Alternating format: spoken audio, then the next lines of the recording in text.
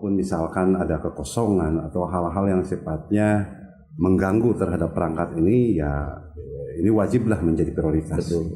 Dan ini jadi penentu juga dalam kinerja kepemerintahan ini ke depan. Artinya tidak ada beban politik untuk beliau ketika melakukan sebuah kebijakan. Pasal 1 ayat 2 mengatakan bahwa pemerintah daerah terdiri dari kepala daerah dan DPRD. Betul. Maksud saya ketika misalkan kebijakan-kebijakan itu diterapkan oleh kepala daerah, ya sewajarnya ketika itu dibahas langsung dengan DPRD. Nah, yang jadi pertanyaan, apakah pemerintah kota khususnya pimpinan ini punya konsep tidak? Kalau punya konsep kan enak berdebat. Iya. Gitu. Kan saya pernah menyarankan kenapa tidak, kita jangan alergi, kita jangan gengsi. Cobalah panggil asesor SDM misalkan untuk menangani tentang kekosongan jabatan, bahkan itu sampai 113. Kalau dengan eselon 3, eselon 4 itu hampir banyak sekali kan. Kekosongan itu di kelurahan itu banyak.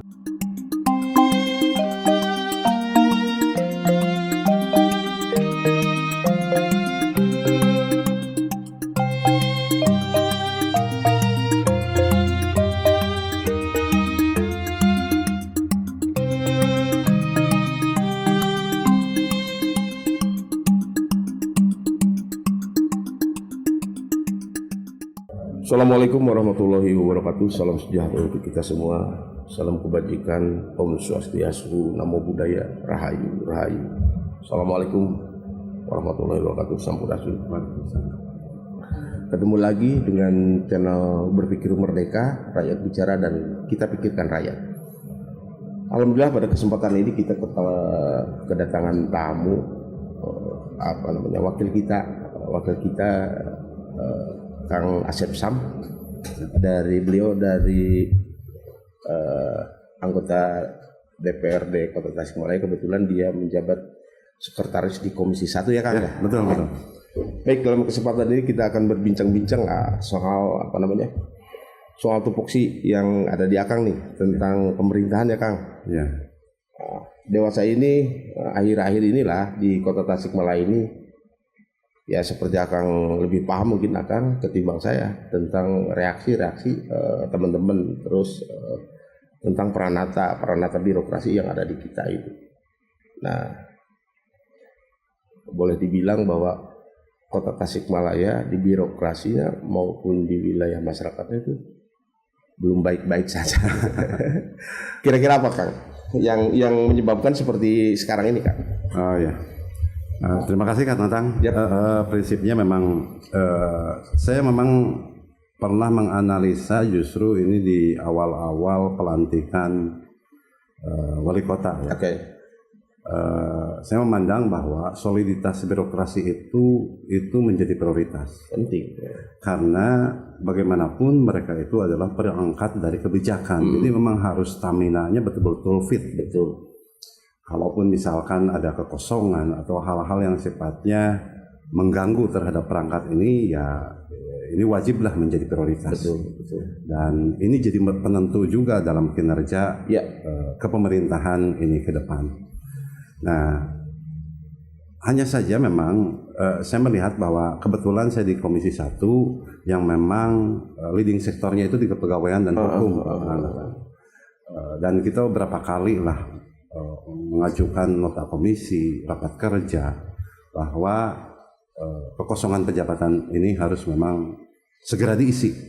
Prioritas utama lah ya. Jadi prioritas lah, karena memang ini juga mengganggu terhadap pelayanan publik, kemudian juga mengganggu tentang soliditas birokrasi dan sebagainya. Makanya kita selalu mendorong ini. Ya, saya lihat bahwa hari ini ada kecanggungan kebijakan di dalam penerapan sistem. Itu yang selalu mereka ungkit. Pertama adalah apakah kita harus menerapkan merit system atau job fit atau menerapkan open bidding. Dan di rapat terakhir kemarin 20 Mei rapat kerja dengan BKPSDM dengan Komisi 1 bahwa kita sebetulnya membahaskan silahkanlah mana kebijakan yang paling strategis dan paling cepat untuk dilakukan oleh pemerintahan kota. Karena apa? Karena ya itu tadi urgensi tadi. Bahkan tetapi Ketua Komisi 1 khususnya dan kita lebih mengedepankan bahwa silakanlah open bidding dulu. Karena kekosongan eselon 2 itu ada 8 ya. Betul. Jadi memang harus segera diisi karena belum lagi 2026 itu yang akan purna bakti itu ada 8 orang lagi loh. Betul. Maka itu akan menambah permasalahan baru. Jadi memang kalau misalkan eselon 2 itu segera diisi sehingga itu kan berdampak juga kepada penganggaran di dinas terkait ataupun misalkan kebijakan-kebijakan strategis itu kalau PLT itu belum bisa menjangkau ke sana. Benar. Yang ya berdampak juga terhadap pelayanan publik ataupun stamina di dalam bagaimana mengelola pemerintahan secara administratif. Gitu kan memang yang kita lihat bahwa hari ini ada kegemangan dari pimpinan daerah apa sistem yang akan diterapkan. Dan kemudian juga terakhir pimpinan daerah ini mengatakan bahwa izin tidak turun dari Kemendagri karena memang ada edaran dari kementerian bahwa 6 bulan setelah pelantikan, dan bila 6 bulan setelah pelantikan mau melakukan perubahan birokrasi itu bisa atas seizin kementerian. Nah, ketika beralasan dengan izin kementerian yang tidak turun, saya tidak menganggap bahwa itu alasan yang memang final. Justru kita mengkritisi bahwa itu adalah salah satu bukti dari kurangnya diplomasi, networking, atau lobbying dari pemerintah daerah di dalam melakukan komunikasi ke tingkatan jenjang yang lebih tinggi ke kementerian. Buktinya atau kan dengan istilah kita kegagalan diplomasi. Benar. Buktinya kan di daerah-daerah lain itu sebelum 6 bulan kan sudah terjadi. Oh iya, banyak malahan di betul. Mana di Majalengka misalkan, terus termasuk di KDM juga ya. Ya, betul. Artinya di provinsi juga. Betul. Padahal ketika pelantikan itu nyaris sama. Antara provinsi dengan daerah itu dilantiknya kan sama. Betul. Kenapa di luar bisa, kok di Tasik nggak bisa? Salah satu itu alasan. Betul. Jadi persoalan diplomasi itu sebetulnya kalau memang boleh dibilang karena memang daerah, provinsi dan pusat itu satu garis dalam tanda petik satu garis, harusnya lebih cepat ya. Analisa juga kita juga sama. Apalagi misalkan Piman itu kan mohon maaf ya, wali kota itu kan menurut saya tidak punya beban. Karena beliau didukung oleh satu partai dan mungkin dengan koalisi partai-partai kecil lah. Artinya tidak ada beban politik untuk beliau ketika melakukan sebuah kebijakan. Apalagi tadi saudara Akang bilang itu ditunjang oleh hierarki yang memang satu koalisi lah dengan saudara wali kota. Tetapi ya itulah tadi kembali ke pertanyaan yang sering kami utarakan kepada birokrasi ini atau ke saudara wali kota, kira-kira apa yang menjadi hambatan? Apa tuh?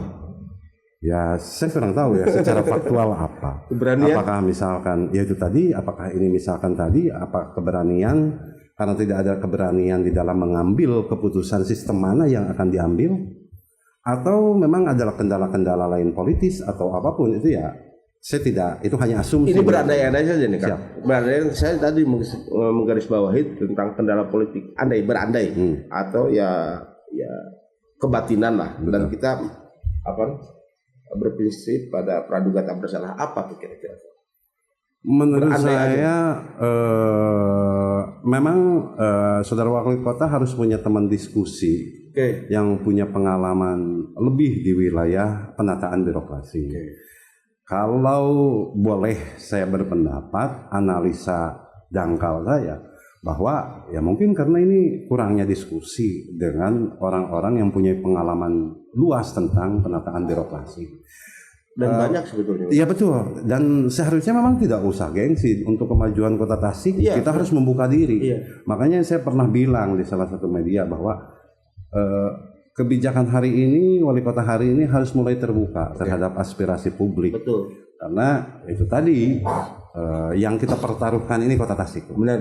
Kita tidak udah gengsi misalkan ada loh mantan-mantan wali kota, Nah, itu mantan-mantan sekda. Minimal yang kemarin ikut komunikasi. kontestasi Betul. yang belum terpilih ya. Ya. Itu kan bisa diajak diskusi sebetulnya. Bagaimana untuk penataan di Iya. birokrasi wali kota ke depan.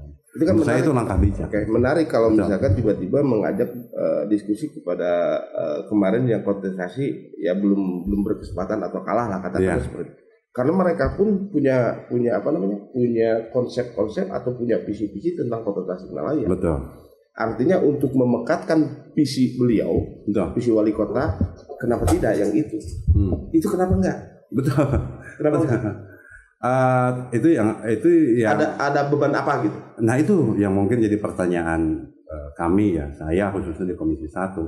Entah apakah bebannya, apakah masih sistem politik yang garis menggaris atau mendikotomikan ia pendukung ia lain ataupun apapun lah itu. Tapi dalam hal ini menurut saya kita harus terbuka dengan siapapun karena kita harus mengkaji secara ilmiah bagaimana penerapan dan restruktur birokrasi ini agar efektif dan efisien. Itu penting, itu lebih penting dari marwah dan ego politik menurut saya. Oke, sepakat saya. Berarti merasakan Kang Dewan lah, Kang Asep Dewan itu merasakan bahwa masih ada pendikotomian atau masih ada garis-garis yang memang jurang pemisah, masih merasakan? Kira-kira karena kan kenapa saya bertanya seperti itu? Sebagai perwakilan rakyat katakanlah anggota dewan itu representasi rakyat diwakilkan kepada anggota dewan dan terjadi pergumulan di gedung rakyat itu kerasa nggak pergumulan bahwa ini ada kesan digaris, ada kesan dikotomi segala macam, kerasa nggak? Kesan itu mungkin ada muncul Oke. tapi itu tidak secara verbal, tetapi secara aksiologi mungkin ada. Iya. Seperti misalkan hari ini kita kan tidak pernah komunikasi bagaimana menatap Tasikmalaya ke depan melalui aktualisasi RPJMD. Oh gitu. Visi wali kota ini mau kemana? Gitu kan ya.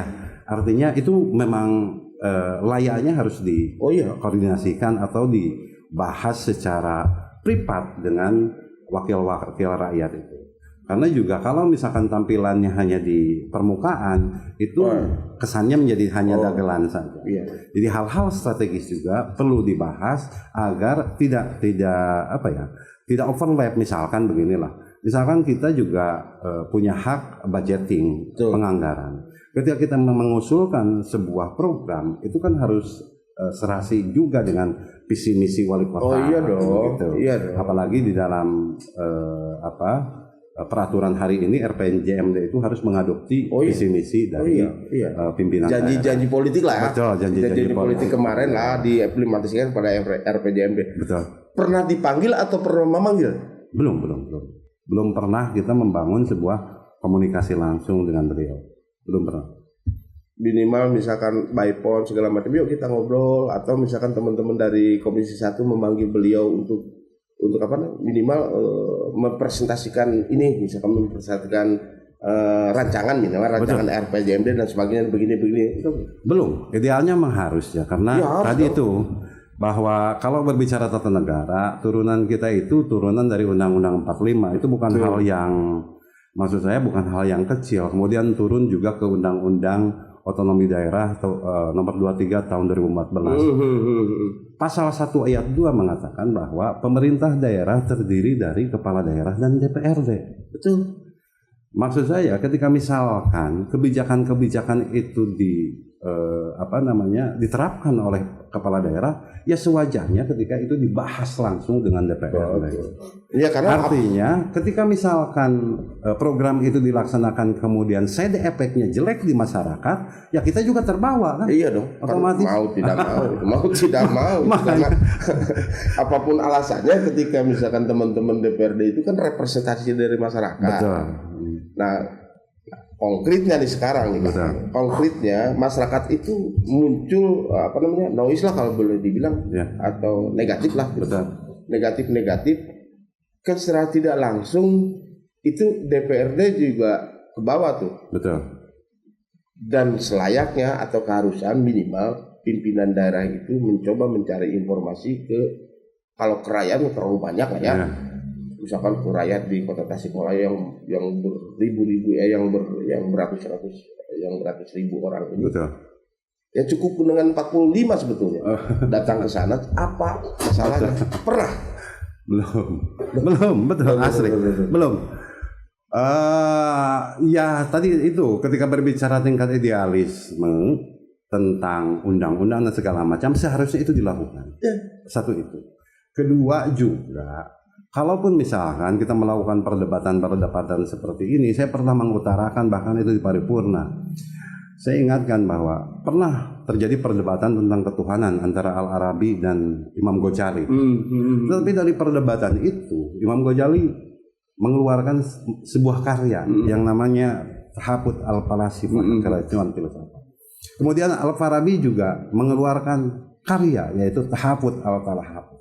Artinya perdebatan itu tidak selalu dianalogikan terhadap permusuhan, tetapi juga harus dianalogikan kepada hasanah keilmuan. Dan tidak menutup kemustahilan itu menjadi sebuah karya.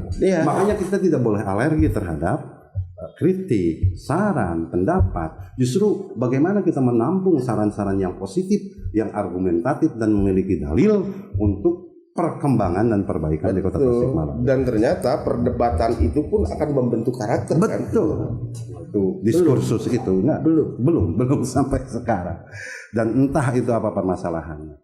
Nah, yang jadi permasalahan ketika masyarakat ingin ketemu susah, apalagi legislatif juga susah gitu. Ya gitu. Dan saya sebetulnya tidak ingin untuk ketemu karena apa ya? Karena ya saya cukup ketika misalkan tupoksi saya itu perda, kemudian anggaran dan monitoring perda gitu dan kebijakan perkada. Ya cukup. Saya bisa monitoring melalui rapat kerja di komisi atau misalkan bisa bersuara di media. Saya cukup dengan hal itu. Dan kemudian juga ada yang pernah mempertanyakan apakah ini PKB mau oposisi. Saya bilang nggak ada di demokrasi Pancasila itu istilah oposisi. Tetapi saya ingin mengedepankan nilai. Kita semua tahu bahwa politik itu busuk, politik itu buruk. Tetapi ya minimal kita ingin menancapkan nilai-nilai. Salah satunya adalah nilai kejujuran dalam berpolitik. Ketika Pak Wali Kota menyampingkan mobil dinas kemudian diganti ke jangkrik, saya mendorong loh. Kapan saya mengkritik? Bahkan saya mendukung. Tetapi ketika misalkan muncul Mobdin untuk istri, untuk sekda, saya mengkritik. Ya wajar. Karena apa? Karena untuk berbicara kejujuran dalam berpolitik. Jadi ketika mengkritik itu bukan hanya embel-embel ada sesuatunya loh gitu. Itu loh kecil banget. Sehingga ya semata-mata ini untuk Kota Tasikmalaya dan untuk masyarakat kan. Betul. Jadi ketika berbicara saya ingin ketemu Piman enggak kok. Biasa aja. Cuman bahwa ini amanat undang-undang sebagai pemerintahan bersama, idealnya itu dilakukan bersama. Karena dampaknya tidak hanya ke pemerintah kota, tetapi ke kami juga. Contoh kecil misalkan ada aksi minggu kemarin tidak diterima di Pemkot, ya akhirnya kan ke kita. Kemudian juga jadi samsak lah ya. Jadi samsak. Padahal yang diprotes itu menyangkut kebijakan-kebijakan di pemerintah daerah. Sehingga ya begitulah. Sinkronisasi ini menurut saya hal yang sangat penting dan strategis karena secara sosial kalau dibiarkan saya takut ini menjadi istilah sosialnya apokaliptik jadi kekacauan atau chaos di tingkatan sosial. Maka ini perlu langkah-langkah konkret. Kalau memang seperti ini terus kechaosan atau apokaliptik itu mungkin terjadi sekarang nanti ininya kalau memang kalau memang seperti ini keadaannya mungkin kan muncul. Kalau hemat saya mungkin, sangat mungkin. Karena apa? Karena aspirasi ini seperti air menurut saya. Jadi susah dibendung.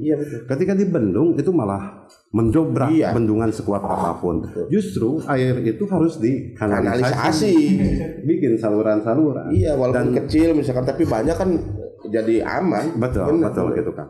Memang kalau analisis saya itu ada kemungkinan kalau begini terus bertahun-tahun atau 1 tahun ke depan ini akan terjadi chaos atau apokaliptik. Karena tadi aspirasi ini akan terhambat dan mendobrak bendungan sekuat apapun. Oke. Balik lagi ke tupoksi Akang. Yang komisi 1. Ya apapun alasannya, perangkat birokrasi atau tentang kepemerintahan ya, Betul. ini itu adalah mesin, Betul. mesin kebijakan perpanjangan tangan dari wali kota. Betul. Kenapa sampai sekarang itu masih kelihatan belum tuntas? Ya tidak baik-baik aja di wilayah birokrat. Saya bilang ini tidak baik-baik aja karena Betul. memang sampai sekarang kan enggak ada progresnya. Walaupun ada misalkan sedikit-sedikit, tapi masyarakat dengan kondisi kemarin tiba-tiba muncul demo, muncul noise dan sebagainya, dalam tanda petik muncul ketidakpercayaan terhadap wali kota. Karena mungkin di wilayah realitas konkretnya itu mana? Betul. Kenapa? Betul. Ya itu tadi kita sudah mendesak beberapa kali melakukan rapat kerja dengan OPD terkait ataupun dengan Sekda ya waktu itu. Ya selalu dalilnya itu karena izin gitu, karena izin. Terakhir kita izin kementerian. Selalu dalilnya itu. Yang terakhir kemarin kita bebaskan sekaligus, tetapi kita titik tekan di open bidding karena harus diisi secepatnya itu eselon 2 terutama. Betul. Nah,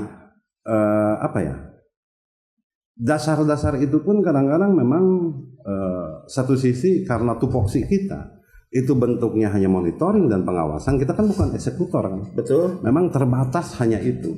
Kita tidak bisa terlalu jauh, tapi kalau bentuk-bentuk kritik, kemudian saran, bentuk pengawasan, itu memang tupoksinya di kita. Tetapi untuk eksekusi kan, kembalinya itu terbatas di pemerintah daerah. Okay. Oleh karena itu, apa yang kita lakukan ya hanya itu. Okay. Mengonetiri, mengoreksi, memberikan saran. Ada respon? Sejauh ini progresnya ada respon. Ketika misalkan dari awal, sebetulnya dari tahun kemarin kan, kita rapat kerja dengan OPD terkait, termasuk responnya dari pimpinan atau dari OPD? Dari OPD. Dari pimpinan? Sejauh ini belum. Kalau misalkan dari kepala daerah belum ada. Kalau begitu anti kritik dong?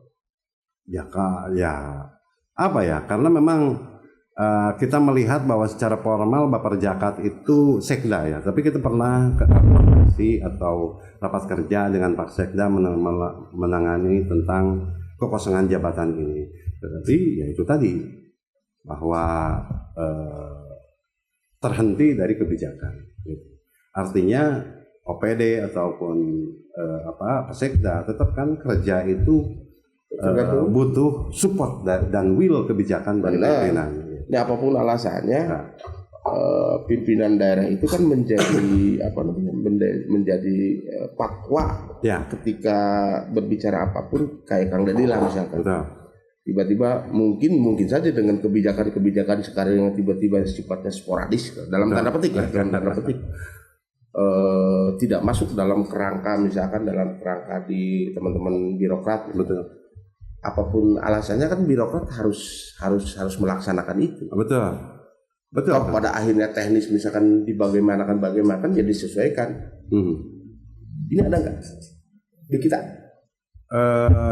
Kalau yang kebijakan intuitif gitu, ketika melihat kenyataan di masyarakat atau di lapangan seperti itu, karena memang ini sangat krusial, maka di situ muncul kebijakan yang memang intuitif dan kepentingannya ya untuk menyelamatkan itu misalnya. Ya justru kita nggak melihat itu. Kita nggak melihat itu. Kembali misalkan kalau flashback, memang janji ketika dilantik itu janji dari wali kota itu dia akan melakukan langkah-langkah strategis di 100 hari. Betul. Walaupun misalkan pasca 100 hari ini beliau argumen bahwa itu tidak di undang-undang, tetapi itu dari perkataan beliau ketika dilantik bahwa 100 hari beliau akan melakukan visi misi A, B, C, D begitu. Artinya kita juga memahami dalam 100 hari itu kita tidak mungkin melakukan kaderisasi one juz one kelurahan, memang satu juz atau misalkan one hafid memang bisa gitu kan, itu nggak mungkin. Tapi minimal pondasinya itu dilakukan pada 100 hari itu.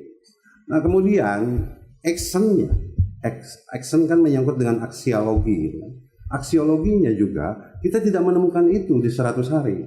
Contoh di dalam permasalahan sampah.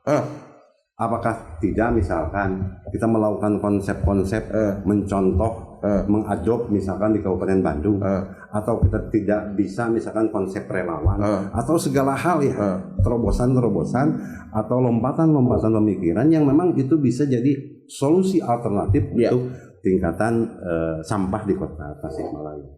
Ataupun misalkan permasalahan parkir misalkan, bisa nggak seorang pemimpin itu memiliki konsep baru yang walaupun itu sebetulnya adopsi, tetapi ketika dicerna, diramu, kalau bagus mah adopsi pun kalau bagus mah luar biasa. Masalah. Iya. Karena hampir semua kita adop, gitu. Betul. Tidak ada yang memang murni hari ini. Seperti misalkan contoh kecil, kembalilah, misalkan munculnya legislatif itu kan itu dari penafsiran Montesquieu terhadap bagaimana seorang raja atau wali kota atau pimpinan daerah itu tidak overlap. Maka dimunculkanlah badan senat atau legislator yang merupakan representasi dari masyarakat dan bisa dibilang itu adalah badan aristokrasi atau cendekiawan atau orang yang memiliki konsep. Imbang lah ya. Nah, betul. Memiliki konsep. Nah, konsep itu dituangkan di dalam perda. Gitu. Dan perda ini dilaksanakan oleh pimpinan daerah, kan begitu. Nah, yang saya jadi pertanyaan, kalau misalkan DPRD itu memiliki konsep, kemudian kita usulkan, kita perdebatkan, kan idealnya ada perdebatan gitu. Oh iya. Tapi ini kan tidak, kita hanya sepihak saja. Nah, yang jadi pertanyaan, apakah pemerintah kota khususnya pimpinan ini punya konsep tidak? Kalau punya konsep kan enak berdebat. Iya. Gitu. Ya, yang menarik ini kalau misalkan disandingkan dengan Deddy Mulyadi kan tidak apple ya. Kepala daerah tiba-tiba disandingkan dengan gubernur tidak apple. Tapi kalau misalkan disandingkan dengan daerah-daerah lain kan jelas. Ya. Tadi di daerah lain itu sebelum 6 bulan itu sebetulnya sudah ada. Ini aja yang kemarin, yang baru dilantik kemarin tuh tetangga kita, Kabupaten Tasikmalaya. Baru dilantik kan sudah memunculkan tidak pergub misalnya. Itu kan progres. Betul. Wali kota yang kita yang dimunculkan hampir 100 hari lebih lah. Ya. 3 bulan berarti ya, 3 bulan lebih. Betul. Yang saya tahu mungkin pernah mengeluarkan. Ini jujur nih, betul. Artinya kalau ada, kalau tidak ada ya tidak ada. Betul. Apa? Yang saya tahu pernah mengeluarkan edaran wali kota tentang bulan puasa yang tidak memperbolehkan karaoke, biliar itu untuk buka di bulan puasa, dan tempat makan yang memang dibatasi boleh buka di jam 13. Itu pernah keluar sih hal itu. Walaupun himbauan itu berarti itu himbauan ya, surat edaran lah. Edaran. Walaupun misalkan pada pelaksanaannya itu kan banyak yang dilabrak. Ya minimal ada lah itu ya. Iya. Ada. Wah, ada lah suratnya itu. Walaupun dalam kenyataannya itu banyak yang dilabrak. Kemudian juga OPD banyak yang memang tidak mengetahui bahwa ini turunan dari perda tata nilai misalkan, atau langkah OPD terkait pun kebingungan harus seperti apa menyikapi surat edaran wali kota ini ketika bertabrakan dengan realitas waktu itu yang justru banyak dilanggar oleh para pengusaha karaoke dan tempat biliar. Ya, walaupun endingnya ketika kita mencoba untuk monitoring turun, dan alhamdulillah ada respon di OPD terkait sehingga menutup tempat-tempat itu. Itu aja, berarti itu aja. Yang saya tahu cuma itu. Betul. Nah, ini yang menarik itu ya, wali kota kita kan umurnya seperti kita ya. Malah saya lebih tua malah. Ya. Umurnya itu kan baru 38 ya kalau. Betul. 38. Apakah mungkin itu dengan umur yang seperti itu ada keambiguan untuk menelurkan sebuah kebijakan, karena mungkin ini ya praduga saja, mungkin misalkan ewu pak ewu dan sebagainya. Iya. Mungkin.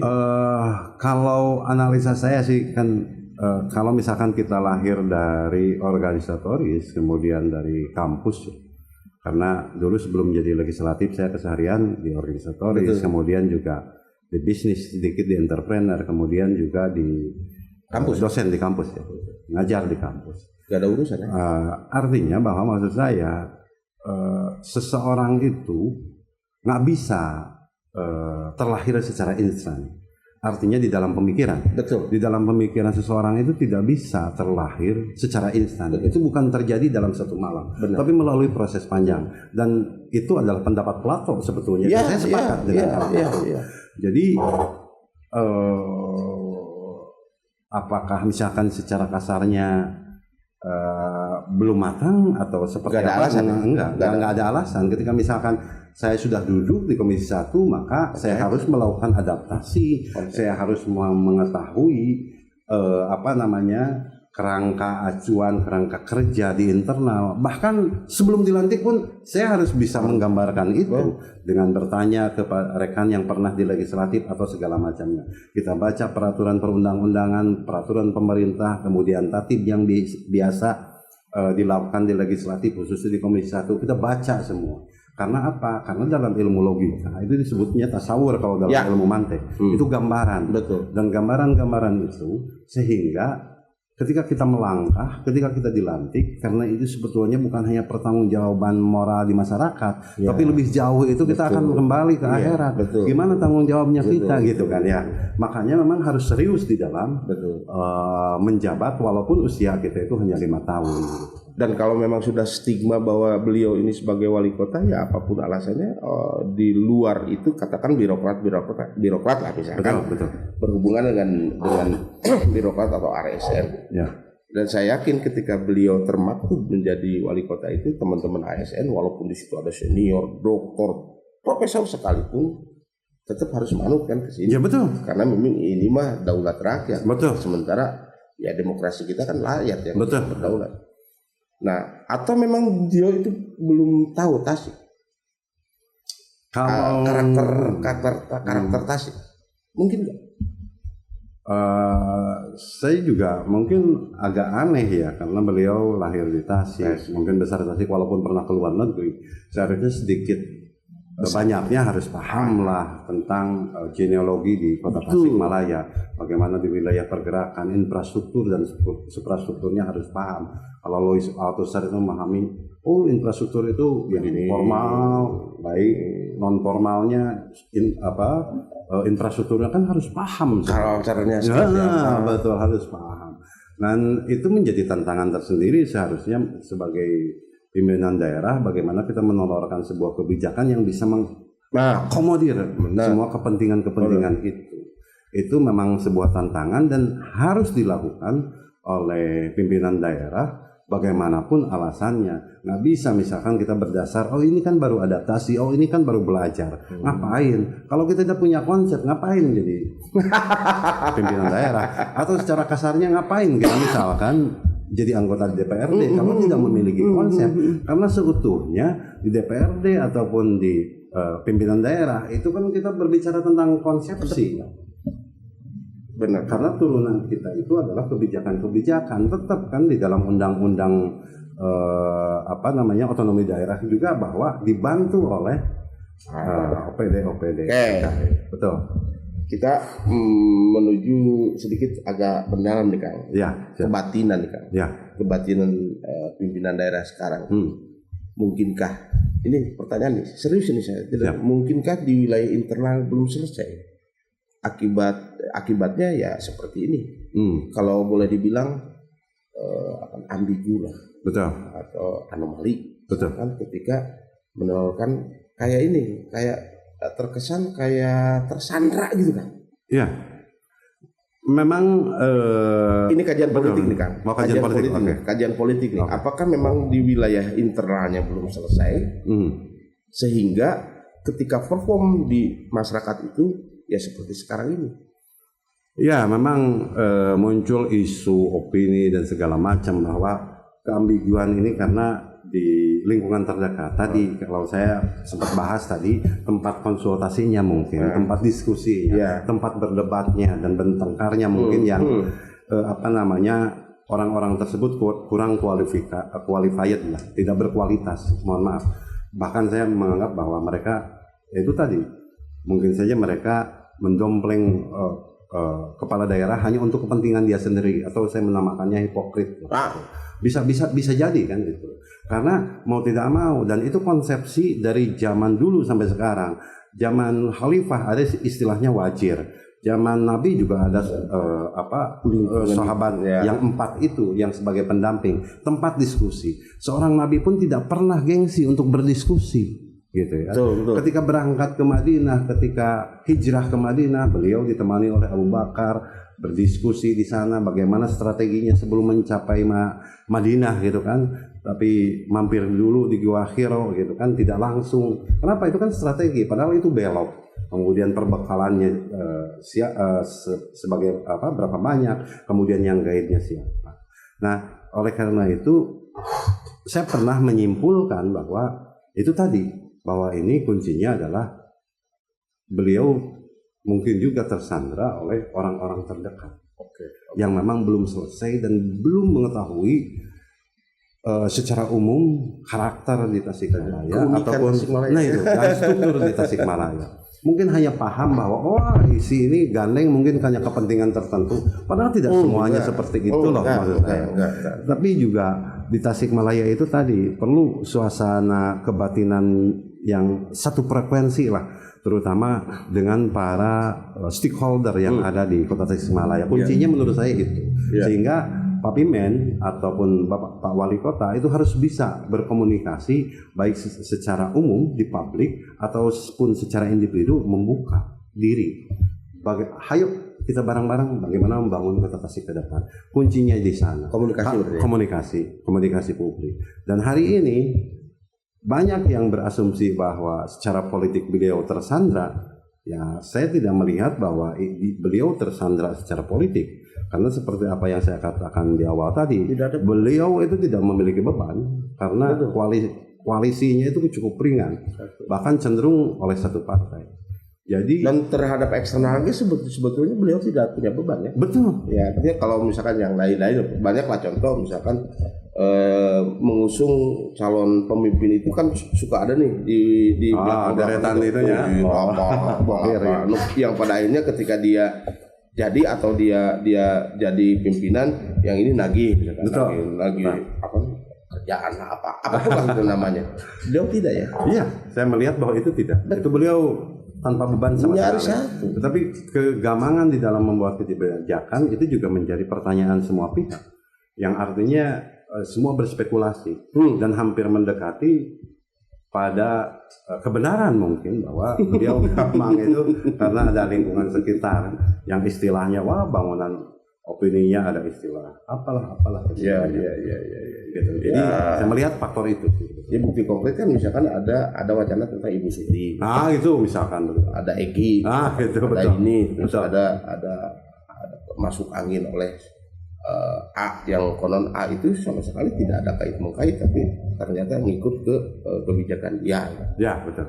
Nah ini nih yang jadi betul. Memang itu yang menjadi menjadi diskursus hari ini bahwa kebijakan itu kegamangannya itu karena memang tadi ini konsultannya yang salah gitu. Bahkan saya pernah menyarankan kenapa tidak, kita jangan alergi, kita jangan gengsi. Cobalah panggil asesor SDM misalkan untuk menangani tentang kekosongan jabatan. Bahkan itu sampai 113. Kalau dengan eselon 3, eselon 4 itu hampir banyak sekali kan. Kekosongan itu di kelurahan itu banyak. Bahkan di kecamatan, kelurahan itu bahkan ada yang misalkan yang definitif itu cuman kepala desa dan satu kasih. Itu banyak. Dan itu kan sangat erat sekali dengan masyarakat. Iya. Di kelurahan itu. Dengan stamina kebijakan publik, apalagi misalkan kelurahan dan kecamatan itu etalase pemerintahan kota. Iya, makanya. Karena yang berhadapan langsung itu mereka. Itu dia.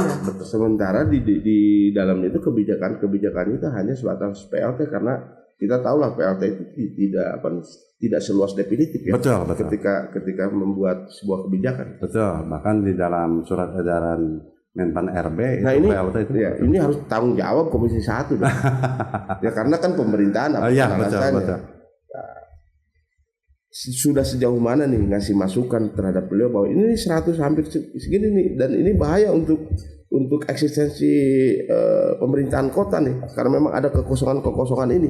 Sempat misalkan ya dipanggil, nah kan berhak kita memanggil, misalnya memanggil siapapun kan berhak.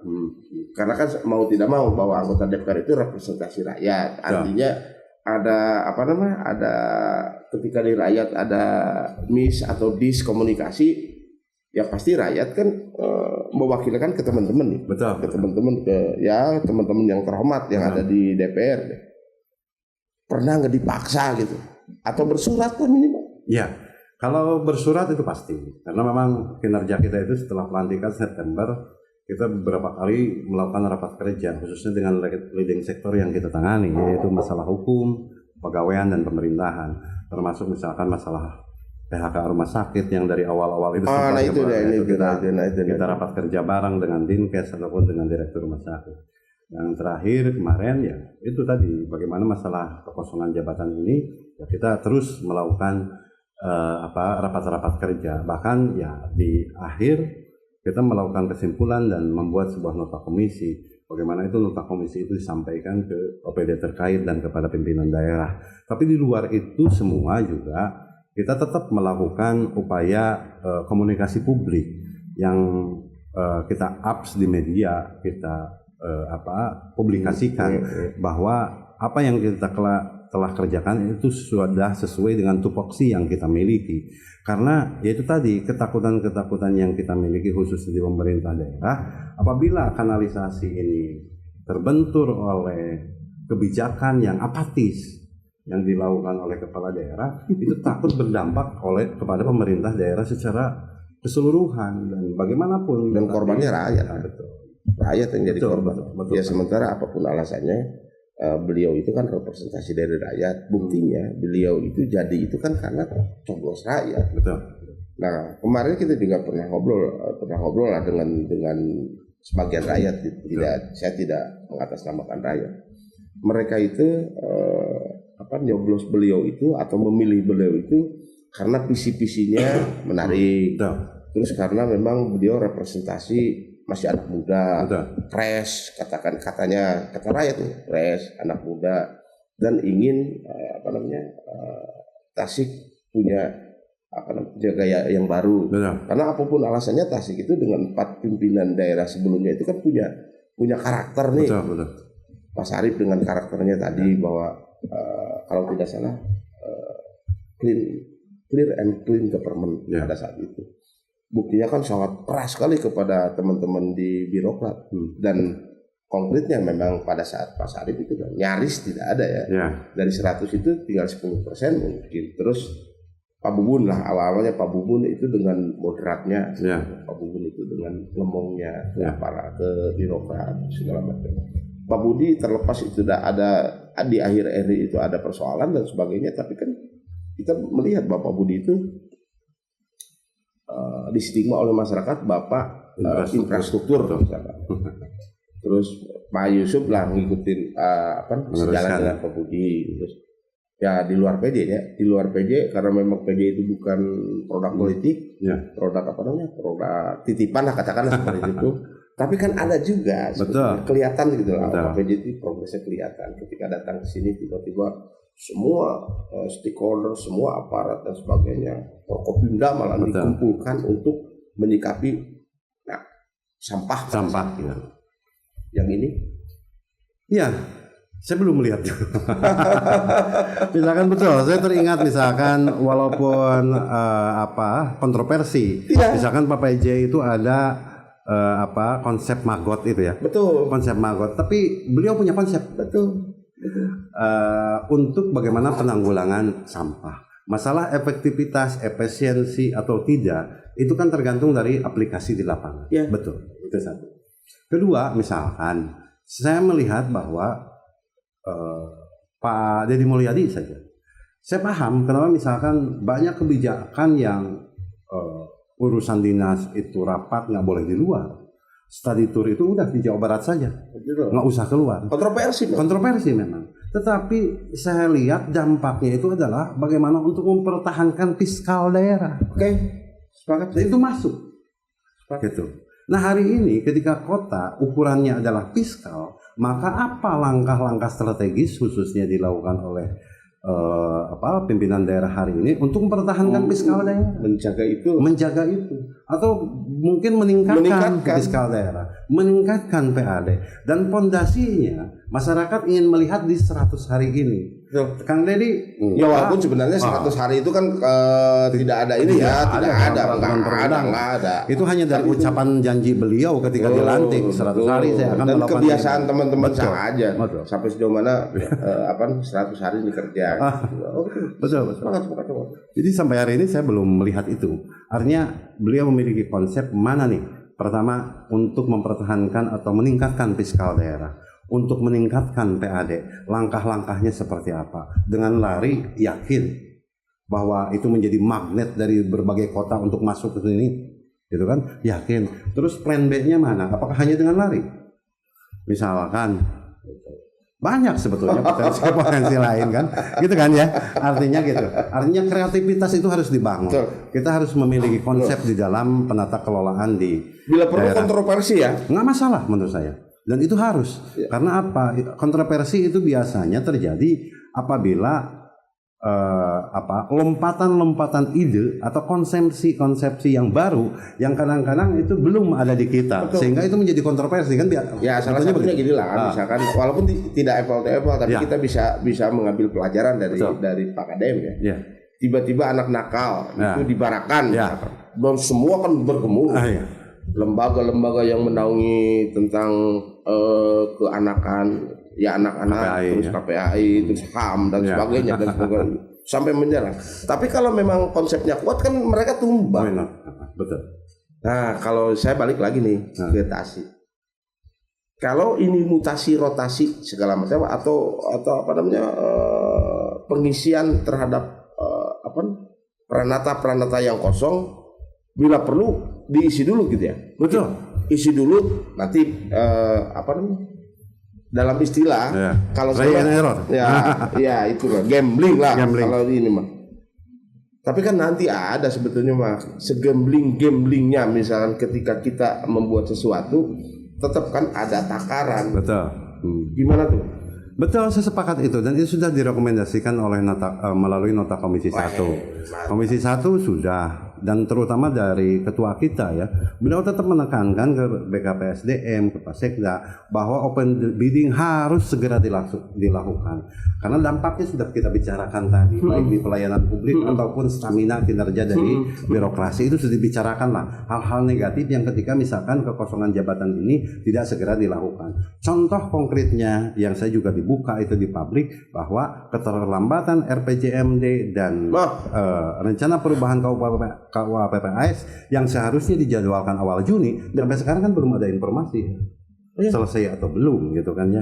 Ini salah satu bukti konkret bahwa stamina birokrasi pun perlu digenjot. Dengan kepastian dari karir mereka sendiri. Karena ya mau tidak mau dan birokrasi itu kan babonnya ke RPJMD kan? Betul, karena butuh kepastian mereka juga di dalam bekerja. Ketika misalkan masih PLT, apalagi misalkan bersanding dengan dinas yang lain yang definitif, ya tentu mereka juga konsentrasinya terbagi. Atau misalkan PLT-nya itu dari eselon 3, mereka juga mungkin tidak akan secara psikologis tidak akan pede gitu. Karena berbicara tentang pengalaman bagaimana menelurkan sebuah ide dan gagasan sebagai kepala dinas. Tapi kan kalau dari eselon 3 tiba-tiba jadi PLT eselon 2 ya minimal pemasukan jadi besar kan? Ya itu tempat kita juga mengkritisi itu karena khususnya di TPP TPP betul. Ya kebayang eselon 1, eselon 2 tiba-tiba TPP-nya eselon 3 tiba-tiba dia memakai fasilitas eselon 2. Betul. Kan lumayan kan? Betul. Makanya, ada nggak itu atau memang ada juga yang memang terus berharap PLTW terus gitu ya kalau memang sempat kita juga mengingatkan sih artinya bahwa dan bahaya kan betul bahaya karena itu bisa masuk ke devaluasi mungkin bisa masuk ke melawan Efisiensi. hukum, kemudian sikap untuk melawan hukum dan melakukan kerugian negara kan. Iya. Contoh misalkan eselon 3, kemudian dia PLT. Ketika PLT, postur TPP-nya kan beda dengan eselon 3. Fasilitas eselon 2 kan Betul. dipakai. Betul. Nah, yang jadi masalah apabila TPP ini diambil oleh para PLT yang notabene eselon 3. Nah iya, Itu kan jadi masalah juga dan bisa itu menjadi temuan dan pelanggaran hukum menurut saya. 2 tahun setengah loh Kang. Betul. Yang kekosongan ini 2 tahun lama sekali. Kecuali memang kalau misalkan dia sejajar ya, dia Ya. eselon 2 di definitif di satu kadis, jadi PLT di kadis lain itu nggak masalah, itu opsional. Tapi Dilihat dari persoalan beban kerja. konsentrasi kan terbagi. Nah, itu Kang, aja, kalau itu. betul. Dan itu juga lebih bahaya karena hubungannya dengan masyarakat, kebijakan masyarakat. Jadi dua-duanya memang ya rentan. nih. Rentan, semalakama betul. Ada lagi kan? Khusus tentang inilah tentang apa yang dipegang sekarang agak misalkan sebagai sekretaris komisi 1. Iya, jadi memang agak ini kan karena memang ini sudah saya sih darurat. berpikir gini lah bahwa saya tidak saya tidak mengambil bahwa ini dari sudut pandang teologis atau spiritual, tapi saya melihat bahwa ini dari sudut pandang realitas. Bagaimanapun secara politik realitas hari ini, beliau itu wali kota terpilih. Iya dong. Jadi memang kita punya harapan tinggi sebelum 1 tahun 2 tahun ini bagaimana beliau melakukan kerja yang sifatnya fundamental. Dan saya tidak pernah berhenti berharap untuk selalu terus memberikan masukan, saran langsung ataupun tidak langsung. Beliau mau menerimanya silakan. Kalau tidak pun tidak masalah, karena itu sudah menjadi fungsi kita sebagai DPRD. Hanya memang besar harapan kita bahwa langkah-langkah beliau itu harus betul-betul strategis lah. Betul. Terutama misalkan langkah yang paling pertama kita sudah sarankan bagaimana untuk melakukan soliditas birokrasi yang sampai hari ini Iya. saya tidak melihat bahwa ada langkah yang progresif atau strategis yang betul-betul dilakukan oleh beliau. Ini harapan kita ya. Kemudian tadi sudah saya gambarkan dari awal bahwa memang kita perlu melakukan lompatan-lompatan pemikiran, gagasan bagaimana supaya pertumbuhan ekonomi di Tasikmalaya bertumbuh secara pesat, kemudian juga wilayah ketertiban, keamanan, khususnya para investasi itu juga terjaga, kemudian juga kenakalan itu bisa itu dia. kenakalan remaja itu juga bisa terantisipasi. Saya punya harapan besar itu, penciptaan lingkungan kerja yang baik. Saya berharap banyaklah untuk untuk wali kota hari ini. Padahal contohnya sudah ada ya. Oh, sangat banyak lah. Ya, satu ini misalkan walaupun tidak apple to apple kan itu keren menurut saya. Betul. Dengan terobosan-terobosan. Oh iya, satu lagi nih Kang. Ada kesan, malah teman Akang nih yang ngomong, ada kesan bahwa di birokrat itu di garis-garis kan. Di peta-peta, oh ini yang dulunya milih A, milih B, milih C, milih D. Ini mah bukan teman saya, ini mah bukan temannya. Ketika jadi wali kota mah kan harusnya hilang gitu. Oh iya. Tapi konon katanya ini baru isu sih sebetulnya mah. Ya, ngagibah lah gitu ya. Ya. Ada katanya. Iyalah. Dari konsep apapun semua harus menjadi pemimpin yang akomodatif. Kalau istilah Sunan Ampel, maka ada istilahnya kita harus seperti belimbing, bergerigi 5. Tidak menjadi pemimpin satu kaum, tapi beberapa kaum. Nabi juga begitu. Ketika misalkan melakukan piagam Madinah, itu ada suku Nadir, itu dari suku Khotros, dari Aus, ada Bani Ansor, Bani Muhajirin gitu. Jadi maksud saya memang itu sepantasnya harus dilakukan oleh seorang wali kota. Kemudian muncul isu dan opini bahwa hari ini terjadi dikotomi antara mana pendukung dan tidak pendukung di birokrasi. Seharusnya memang sudah sangat selesai, tidak perlu kita terjebak dari memorial pilkada masalah. Biarkan itu malah sudah selesai. Betul. Terus ada juga sekarang ini gerakan-gerakan pemimpin kita itu di masyarakat itu sampai muncul stigma wali kota seremonial. Kalau saya bilang begini, masyarakat itu tidak perlu dengan seremonial. Betul. Dengan misalkan datang ini, ketemu ini, nanda tangan, Nah. membuka acara dan sebagainya. Masyarakat itu kan tidak perlu itu. Apa sih pentingnya bagi Betul. masyarakat seperti itu? Nah, yang diinginkan oleh masyarakat itu kan perlu wilayah konkret, Iya. yang turun, yang kerasa. Betul. Misalkan. Nah ini pun ada stigma yang menarik sebetulnya, dan ini memang perlu kajian yang mendalam. Tiba-tiba ada beberapa kelompok, dan saya yakin kelompok itu tidak hanya satu orang, tapi itu sekelompok lah, sekelompok rakyat atau masyarakat atau misalkan teman-teman yang memang peduli terhadap Kota Tasikmalaya, ada stigma. Ya udahlah geser aja, nah, gitu. Ya walaupun konyol sih sebetulnya hasil hukum, tidak mungkin bisa begitu saja. Ya. Tapi kan di masyarakat itu makan kacamata kuda kan. Betul. Lempang ningali anu memang aya keberpihakan dengan mereka berpikir begitu. Ketika seremonial tidak berpihak karena tidak terasa. Tapi ada juga yang memang sudah mulai bekerja gitu, turun misalkan ke lapangan, ada itu dirasakan masyarakat, maka muncullah sejenis mosi lah atau apapun itu namanya, atau sejenis kesepakatan bagi kelompok itu besok ganti gitu. Wakil wali kota jadi wakil wali kota jadi wali kota jadi wakil wali kota. Nah ini kenapa saya omongkan ini kan representasi rakyat nih. Dan teman-teman juga akan salah satunya wakil dari rakyat yang ngomong seperti itu. Apa tuh kan? Kalau kajian secara konstitusional ya mungkin agak susah ya kalau misalkan dirilah begitu. Tetapi mungkin saya menginterpretasikan bahwa ketika kemandegan saluran politik ini terjadi oleh pimpinan daerah, maka sewajarnya lah ketika wakil pimpinan ini untuk bisa membuka itu.